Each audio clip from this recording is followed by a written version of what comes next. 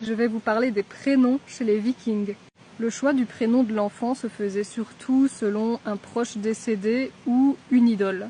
En fait, les anciens Scandinaves pensaient qu'en attribuant le prénom d'un être proche, décédé ou d'une idole, ça allait offrir des capacités à l'enfant que la personne avait. C'était un peu une croyance de réincarnation en gros. C'est même ce que certains Scandinaves font encore à l'heure actuelle, ils donnent le prénom d'un parent décédé à leur enfant. C'est culturel en fait.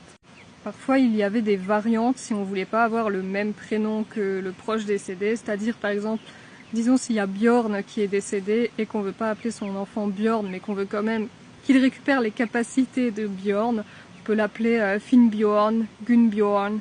Il y avait les prénoms simples, donc qui ne sont pas composés, comme Bjorn justement, ou Oder, et il y avait les prénoms qui sont composés, comme le mien, Gunhild. Donc c'est en deux fractions, donc Gun et Hild. Pour les prénoms composés, c'était très réglementé, on ne pouvait pas assembler comme on voulait. Mais ça, je vous l'expliquerai sûrement dans une autre vidéo. Pour les prénoms composés, il y avait aussi une croyance que si on attribuait un prénom composé à l'enfant, il aurait une longue vie, surtout si on donnait un prénom composé avec le nom d'un dieu. C'est-à-dire qu'on n'allait jamais appeler un enfant Thor ou Loki ou quoi que ce soit, mais on pouvait mettre Thor dans le nom de l'enfant pour lui offrir la chance d'avoir une plus longue vie. Je pense que vous en avez déjà entendu, par exemple Thorulf, Thorgrim.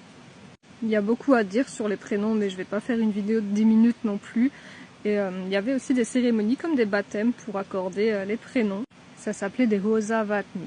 Il y avait les surnoms aussi, il y avait plein de choses liées aux prénoms. Si vous voulez, je vous ferai une vidéo plus complète. Vous avez qu'à me poser des questions en commentaire et j'y répondrai.